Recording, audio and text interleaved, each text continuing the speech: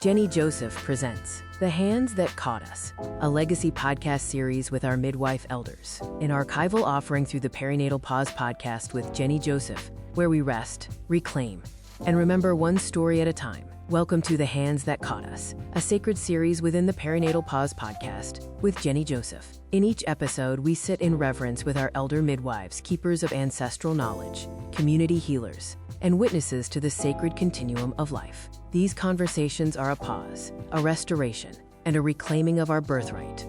These are the stories that built us, and these are the stories that sustain us. Today, I have the distinct pleasure and honor and joy to be able to sit with Mama UmmSalaamah Abdullah, Queen Mother UmmSalaamah. Thank you for joining me today. Thank you for having me. Whew, my heart's beating. UmmSalaamah, we honor you. We respect you. We love you for all you are and all you've done for us, for midwifery, for our communities, for our families, for our people. I don't even know where to start in asking you to share, answer questions and share about your life, but we all want to know. We all want to hear. Let's start with what led you here and your background before you even entered into midwifery. Share a little bit about that with us today. Well, I had two pregnant teenagers living with me. My daughter, who was 16, 17, and my goddaughter, who was 19 going on 12. And she refused to go to any prenatal visits because, she was private, and she was fighting with her brothers. They all wanted to kill her, and her mama told her to go to her room and not to come out until she had her baby. So I ended with two pregnant teenagers. And I was like, you know what? I can move, and they can have this. I can only imagine. So I saw some books at the health food store, and I bought 3 books on home birth. Because what happened was the pregnancies brought back my first pregnancy, which was a horrifying experience that I had pushed all the way down in my brain. Yes. And then here we are. I was a New York City police officer at the time. And so those 2 young women in your household triggered past trauma for you, past memories for you about your experience as a pregnant woman. As a pregnant teenager, yes. It was it was a zoo. But you read the books? Yes. And decided what? Tell us. I decided that would have been a whole lot better experience if they had just left me alone. Yes. Instead of I went to the hospital on Sunday. I didn't have my baby till Friday. Good gracious. So they said, oh, she's not in labor. You can take her home. My mother said, I'm not taking her. Did you feel like with the young ladies that you could help them then not have that type of birth that you'd experienced? Yes. So what happened with them when they labored? Well, Sheila, that's my goddaughter. She had her baby first. Rashawn. This is in 1978. They both had the baby in a blizzard. New York. In New York. Right. Yeah. Rare. Sheila had her baby first. My daughter came home and she was like, what? You did it? It wasn't planned. It was planned. It was planned. But it was, how could I explain it? You'd have to know my family. So your daughter then comes home, baby's born, she's surprised, Yeah. but subsequently she goes on to have a home birth with you as her Yes. midwife as well. Yes. Yes. She had said it was no way, and she was a believer in modern medicine, and she was going to the hospital. It's like, okay.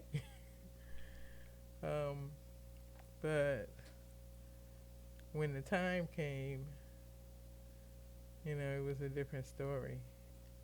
So my grandson-in-law, Mm-hmm. he was a big help. He was there for his sister's birth. He was there for Mm-hmm. my granddaughter's birth. So you duly had another baby that you helped support the birth at home. Both of Yes. them. Yes. Yes. In the As a blizzard. police officer, Yes. read how many books? You said 3 books? Yes. And you were ready to go. No, well, we had the half an hour video too Oh, a half an hour video. in the academy. Yes. Okay. Got it. So that got you through, huh? Yeah. Well, I figured, you know, the Most High made a system that works. People been having babies since the beginning of time. Right? You know, what's my job? My job is just make sure everything stays on the normal path. That's right. You know, and try to mind my business as much as I can.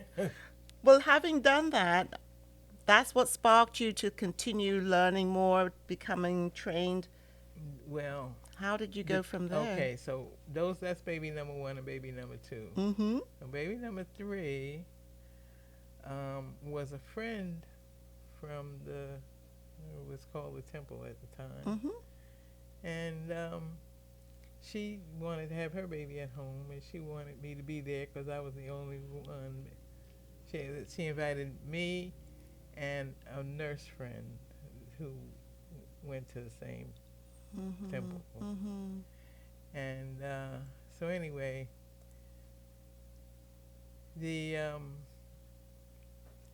she had hired like 2 nurse midwives, but they didn't come and labor sit, and they didn't know we were there. So as the nurse midwife is walking through the door, I'm catching the baby, and he has a knot in the cord. Okay. And he came out and just, you know, laid there. I'm like, oh God. Mm-hmm. Right? So anyway, long story short, she steps in between us. She gives him 3 breaths. He kicks over. He's screaming his head off. And I'm so grateful. And I'm like, well, you know, but this is not something you learn from a book. This is real life and real live babies that somebody cares about. Right. And you need to get your act together. Mm. So the 3 books I had, the closest was The Farm. Right. This is One the was in 1970s. California. Mm-hmm. Yeah, 78. Yes, Actually, yes. January and February of 1978. Mm-hmm. Those were my first 2 babies. So the third one had you think it through and say, maybe I'll get some training. Yeah, not maybe. You Definitely. better figure it out. Right? Okay. So I wrote a 10-page letter to Ina May. That's sitting- Ina May Gaskin, Yes. who was at the farm, running the farm in Tennessee. The midwife. Well, The yeah, midwives were she- in Tennessee. Yes. Mm-hmm. Mm-hmm. So How was your letter received? actually, they told me that Stephen read it at Sunday services and asked who was going to take us on. Oh. And they had us set up with somewhere to stay Mm-hmm. when we got there. But Wow. there's more stuff in there. Yes. But you made it to the farm Yes. and you studied with the farm midwives? I was there for 2 years off and on. Mm-hmm. Mm-hmm. I go home for babies or for family emergencies. Mhm. So the farm is an intentional community in Tennessee. It's an hour and a half south of Nashville in south central Tennessee, and it's a hippie community, intentional community. Yeah. That still exists, and it's one of my favorite places. You know, because I grew up in Brooklyn, so I didn't have that experience. I mean, it was more outside-y than it is now. Yeah. You know, Used to be camping and such. well, not so much camping, but running up and down the block and hanging with your friends. And you know, my mother wanted me to be in front of the door all the time. So Oh, you mean in Brooklyn? Yeah, sorry, so she could look out the hallway window and see me down there. But then sometimes I'd be halfway down the block before I realized I was. Oops. That mischief, it hasn't changed. Hasn't changed. So when I told my mother I was quitting my good government job, Leaving the police force. yes, to move to Tennessee to train to be a midwife, she thought that they had put drugs in the soy milk. Okay. So I invited her down. So she told me that she could do anything for 2 weeks, and that she would, you know, she let me know when her bus would be arriving. So you went ahead and put yourself in that position, left your work, and decided to follow and learn about midwifery. So there was more than just a sort of passing interest at this point. Obviously, this is a calling. Okay, so that was what my mother said. When I told my father the same thing, he told me that black folks didn't move to Tennessee; they left Tennessee. Yeah. Yes. Why do you think he had that concern at this point? I mean, tell me more about your father. My dad, his name was Claiborne Stout Jr. And I was born during World War II in 1943. He was, when he went before the draft board, he went for his interview, his draft interview. Yes. And he told them that if they gave him a gun, there was people here that he would rather shoot, that, you know, they were that the people over there hadn't done nothing to him, and so they put him in jail or in the brig or whatever, you know. But my mother was pregnant with me, and so eventually he agreed to be a signalman or a corpsman, radio guy. But they actually, everybody shoots at the radio guy. That's true, because he's got the comms. Yeah. He's doing the communications. Yeah. So anyway, he survived. He came home. He's the only person I know of that got kicked out of the Communist Party. Okay.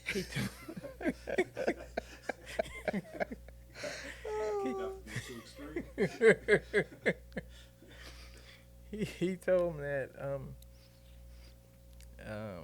he said it was the same old, you know.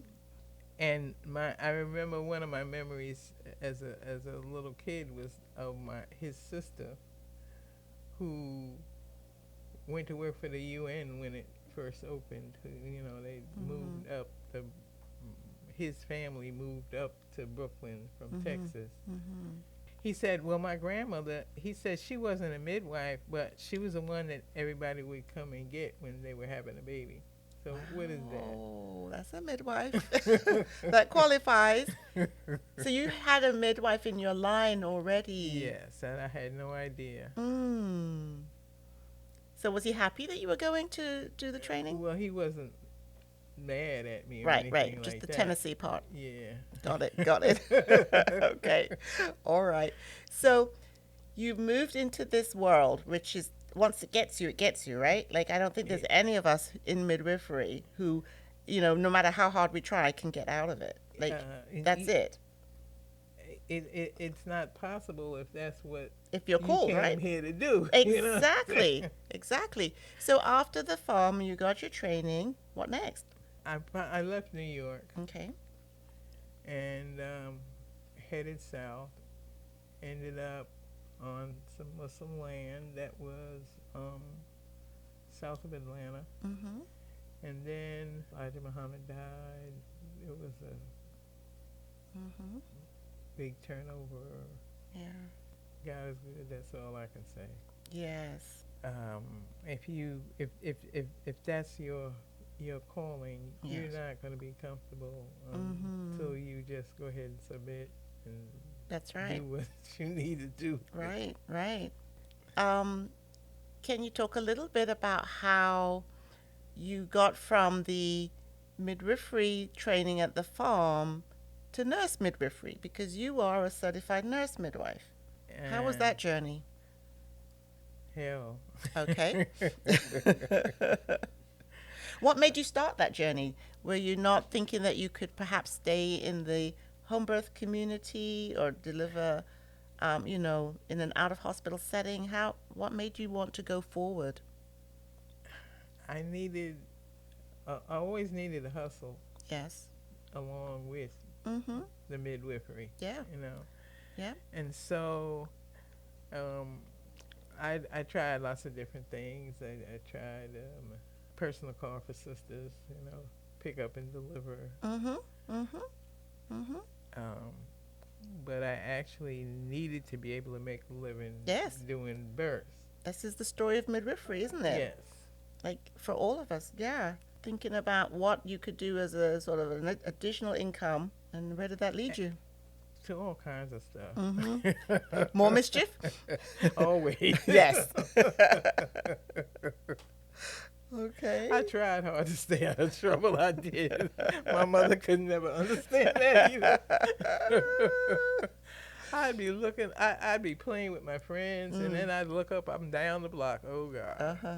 That's right. So I'm going to get a beating anyway. Let's see, what else did I want to do while I'm out here? That's the theme, I think. So in terms of when you landed on one of the things I could do is nursing, right? Talk Yes. a little bit about how you got yourself into that line of work and that training. Well, it seemed, first of all, they made more money than pick up and deliver. And, Yes. Mm-hmm. And you could pretty much work when you want to work as a nurse with different things that I still needed to learn. Yeah. And so that became a hustle. Were you attending births while you were in nursing school? I was. Yeah. But I had a little conversation with Allah, and I said, if this is what you want me to do, you're going to have to make it work. Yes. Because that means I got to have night and weekend babies.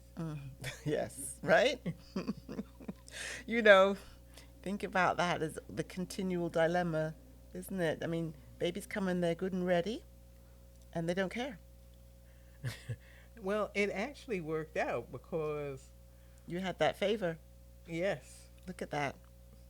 Look at that. So you get through nursing school. Yes. And what's next? Well, let's see. First of all, they accused me of cheating in nursing school. Oh.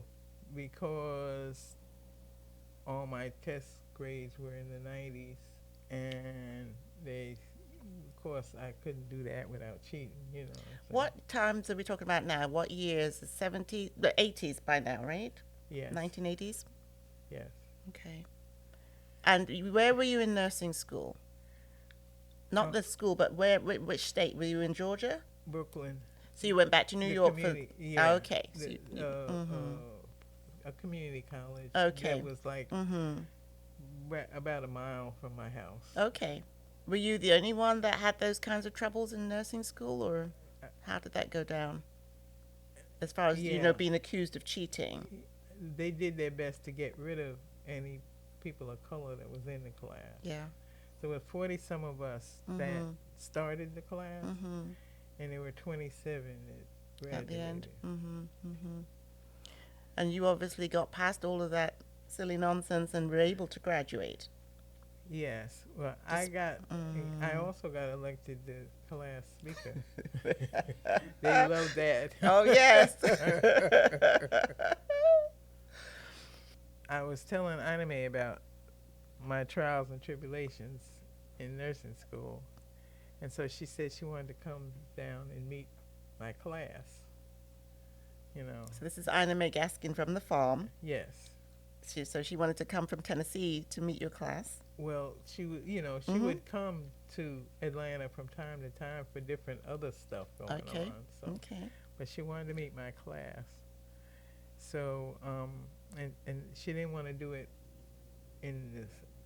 on the school property. Yes. So, I reserved us a big table at the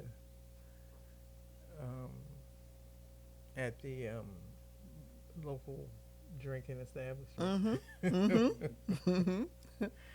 And so I'm trying to think. I think everybody came. It might have been one less.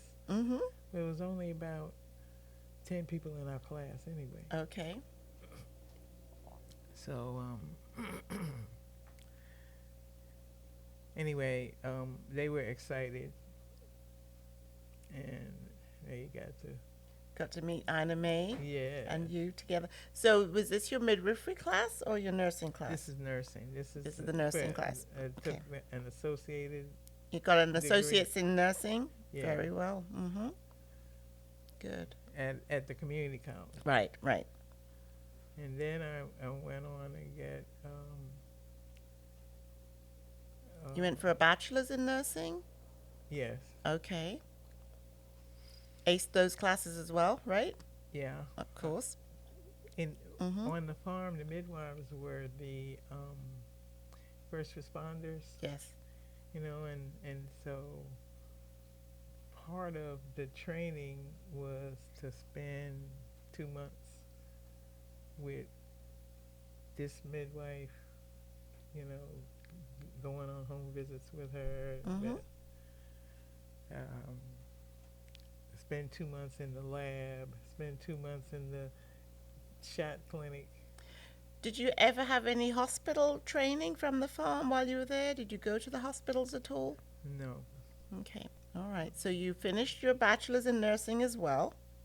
Yes. And then what happened? A representative of Emory came to our graduating class. Is that right? Yes. To encourage us to come and do nurse midwifery?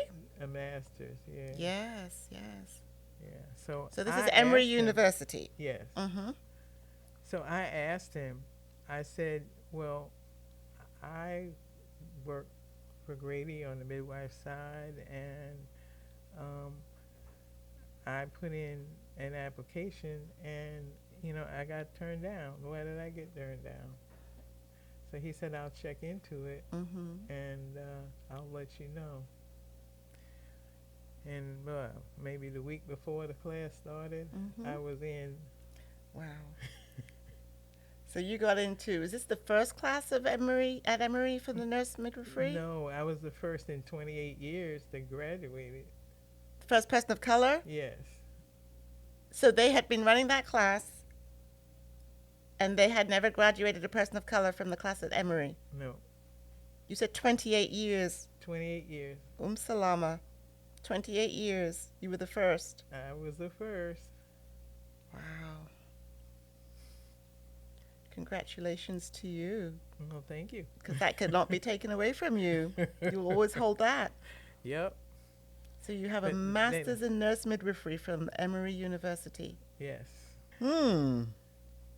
So, share a little bit about your life as a CNM, a certified nurse midwife, because that was a little bit different to what you'd been doing in terms of community birth, right? Yes. Natural birth, like pretty well just uninterrupted birth, right? Yes. Okay. You went from that to nurse midwifery. Were you hospital-based? Yes. Talk about that. Well, I went to work for Dr. Jeffries, and he was part of our Muslim community, Mm-hmm. and so like he would travel, and he would leave somebody, another black doctor, to cover any needed C-sections or anything like that. Mm-hmm. And he would trust me to take care of his clients. He did get a little bit salty when some of them didn't want to come back after he got back. Right. I said, so who gets the check? Bottom line, right? Yeah. But anyway, God bless him. I love him. He was brother. supportive, Yeah. obviously. Yeah. Obviously.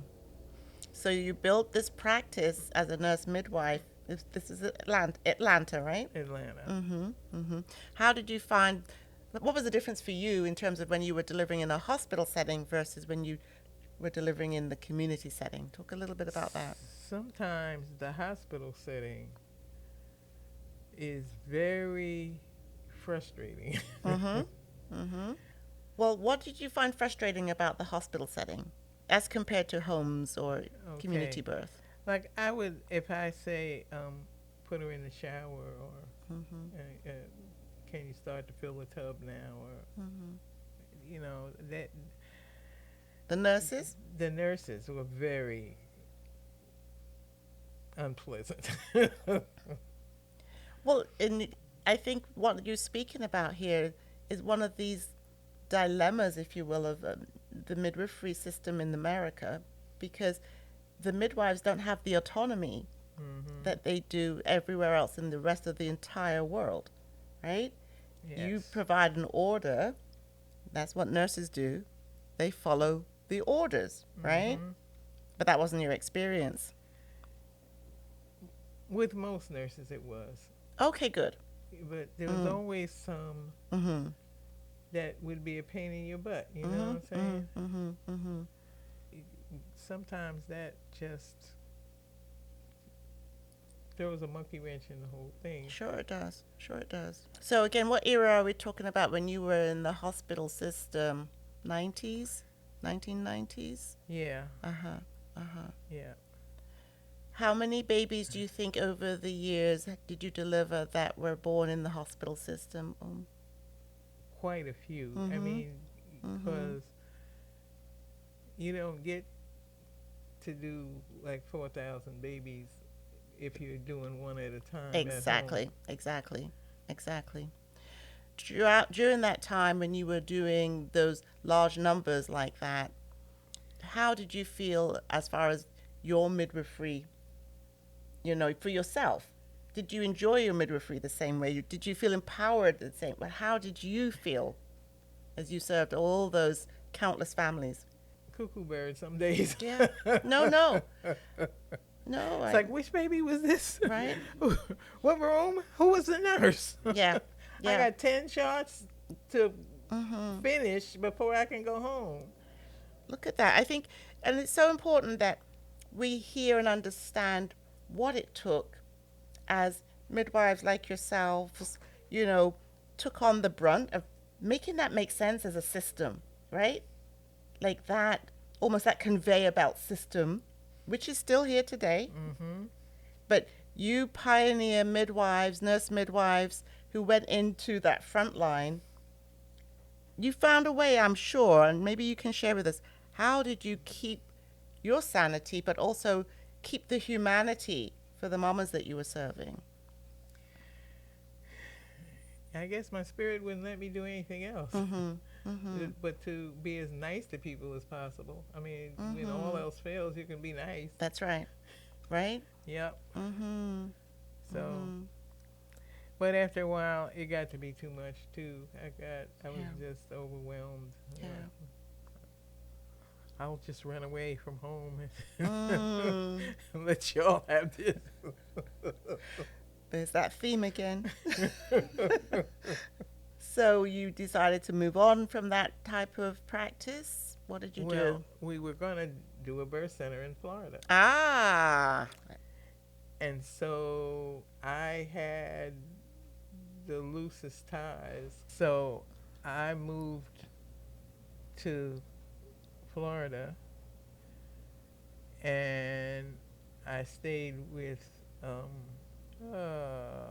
I could see her face, but I can't think of her name now. Becky.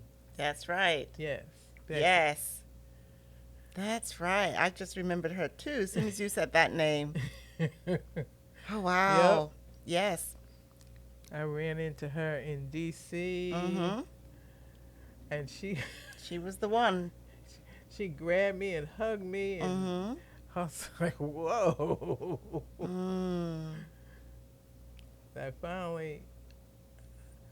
I guess she thought that I didn't have any choices because I'm already down here. And the guy Yes. that's supposed to be our backup doctor dropped dead. Sorry about that. Yeah. Yeah, he had a blood clot Mm-hmm. from a broken. He was playing football with his kids and He broke his knee.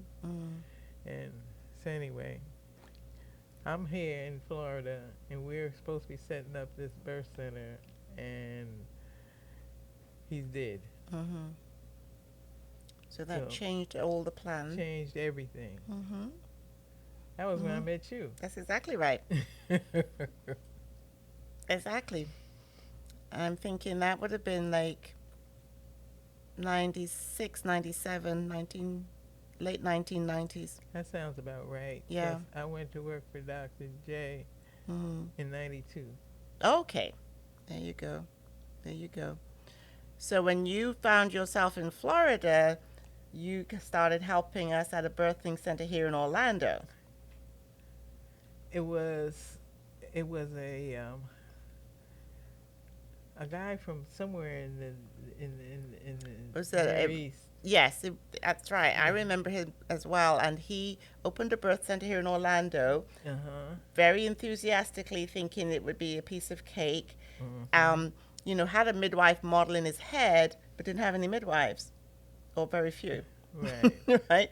And he needed coverage for the weekends. Right? So He I would bring my 9-year-old Mm-hmm. with me. Yep. We would go to the movies. Right? Hang out and be on call. Yep. Yep. He knew how to disappear.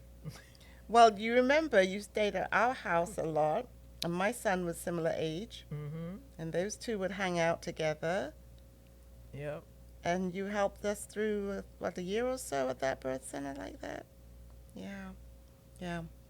So after that, you were, you moved back into, was it then doing home birth midwifery? When did you make this transition from the birthing center? When did you start in the full circle part of your career? Did you ever go back to nurse midwifery? I don't think so. Okay. So after that experience, you wash your hands. I'm not going to have this hospital drive me insane. You had a little stint in Florida, and then back to home birth. But what happened after that? I went back to Atlanta Yes. and I did home births. I didn't trying to think, somewhere in there I was in the hospital. Were you working at Grady? No. No. I did work at Grady for a while, but that was Okay. before I went to Before you left, yeah, nursery yeah, yeah. school. Anyway, So as you finished out and moved through towards, your career waning, you were back in the community space, which is where you started. yes. Yes, ma'am. So you have such a broad and vast experience as far as your clinical practice, right? You've had the literal, I'm not going to say untrained, because you had a whole 30-minute video as a policewoman, remember? Right? So we won't say that, but that's where you started. Then you went ahead and got your training through the farm in Tennessee. Then you went ahead and you decided to do your nursing. From nursing, you went through your bachelor's. You went on to a master's in midwifery at Emory University. You became a nurse midwife, worked in a hospital system, worked in the birthing center system, and returned to home birth for the most part as you have finished out your career. UmmSalaamah, do you want to just say out loud how old you are? 81. 81. And still kicking, but And- not high. You started, so when your first experiences in Brooklyn with the young ladies, how old were you then? They were a teenage, but how old were you? I was, I don't know, 36, 37. Okay. Just trying to get that whole span. Like you say, 4,000 babies. More than, that's what I say, because I Oh, of really course. lost count. Yes, exactly. How do you keep up with that? And then you've also got the Ghana babies. So talk to us about when you had, you went to Ghana, because that's a really important part of this story as well. Let's see. So I went to Senegal first. Mm-hmm. Okay. And Sheikh Hassan, he wanted a clinic. He wanted people, like, if people were hungry, they would just come and sit in the courtyard out front until somebody fed them, and then they'd go home. Mm-hmm. Mm-hmm. So we started out. He would do a conference in Banjul. So Senegal was pretty much surrounded by Gambia, Mm-hmm.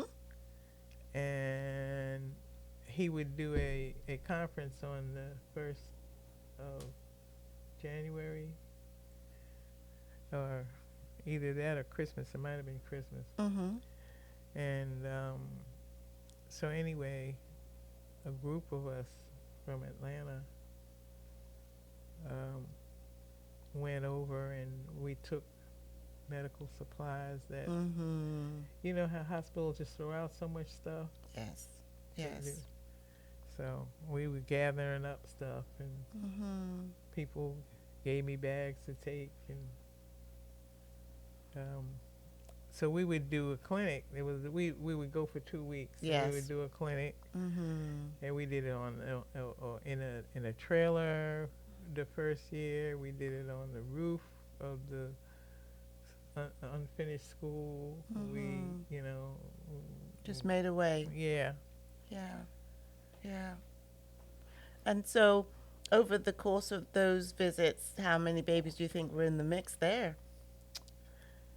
Because the busy hospitals, right? Was it a hospital environment for the most part you were delivering in? Or delivering at home? I was doing more clinic Just work. the clinic work, yeah. And- Got it. Yeah. So, I think, you know, when we listen to this vast a range of experiences, all of those, of course, tied together with midwifery.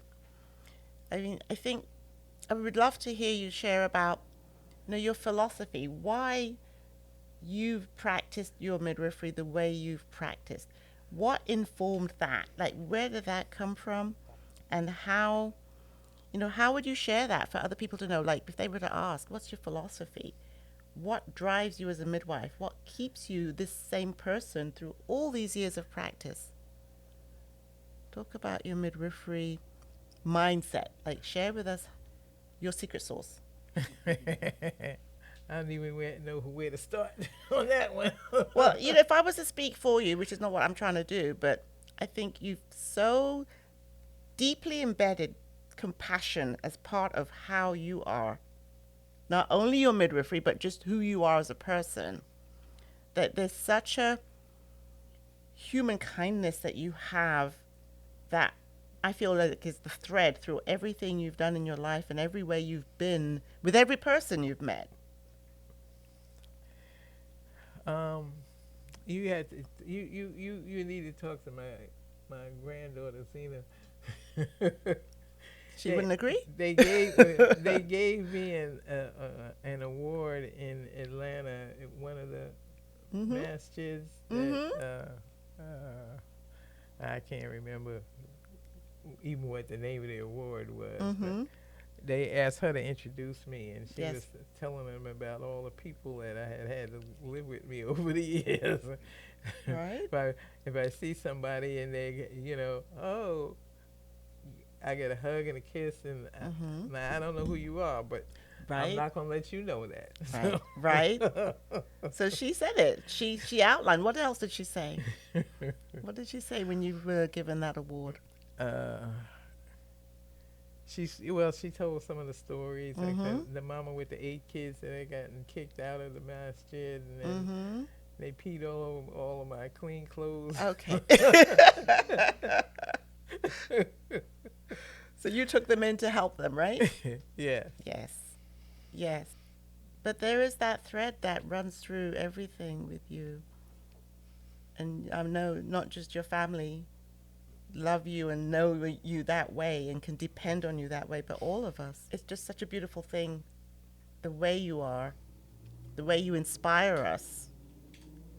Because so many of us look to you and see what you've achieved and how you've led and what that has done for our individual selves, but for our community, for all of us. And as far as we know, you are our eldest midwife in the United States. I think so. I think so too. I think so too. And I do feel so touched by the fact that the legacy, at least in America, of midwifery has been the black midwives who, through enslavement, through Jim Crow, through, until they literally were eradicated on purpose, in the mid-20th century, how the black midwives, continued working right up until, whatever age, because, that horrible nickname granny midwife, for example, is speaking about, they were more likely elderly because they waited till their families were grown before they began serving as midwives for the community. But those black midwives delivered America. Those black midwives did it the way you have shown us it can be done. And because I had problems finding myself a preceptor, I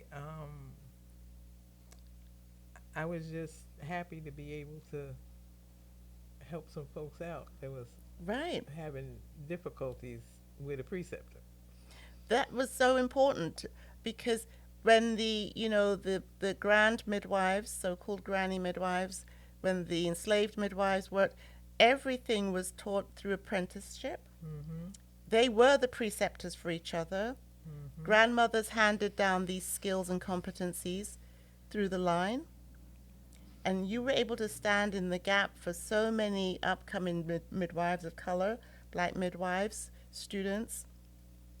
Because again, and even now to this day, UmmSalaamah, we still have a shortage of preceptors to help apprentice and grow, train and support upcoming midwives. You've created such an opportunity for those that were able to precept under you, that were able to learn from you, that they in turn now are giving back, and they are the preceptors and supporters of the growth of midwifery, especially community midwifery.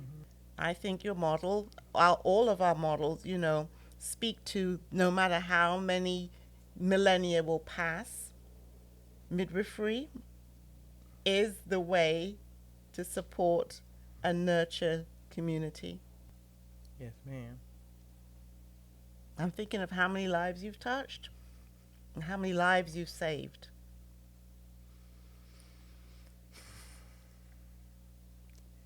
And it's been a blessing. It really has. Well, I think we're the blessed ones too. And I so appreciate you sharing today everything that you've let us know and hear about your life. I'm so glad that I did meet you guys, because this would Yes. have been quite an ordeal without you guys. Right? And you think about the amount of, the midwives that came on after, you, Mama Shafia, Makeda, Mama Ayana, all of the leaders of the elders who are currently elders now, but leaders of this movement, and the influence you've had on all of us. It's such a gift. It's such a legacy. And that's why we want to capture what we can and hold it and have our history, directly from those who made the history, and to have that ability to cherish that. It's a blessing. It really is. Thank you. I'm just really grateful that I'm still here. Yes. Well, we're grateful too, and every day we know that we can look to you and thank you for what you've given us and what you've done for our communities across the world. I mean, But it's hard to stop, isn't it? it is. It's very addictive. No, I think it, I like like it's the juice. That's right. And it does literally juice you up. I mean, your expression birth junkie is interesting. I mean, even now, you're still engaged and involved. Yes, ma'am. You go out to birth still, I do. But 81 years old. I'm not primary anymore. That's Yes. That's just not smart. So, Okay. but it's really nice to be able to get to go. Yes. Yes. Wow. Our oldest practicing midwife in the United States. Thank you, UmmSalaamah. Thank you, baby. Love you. Love you more.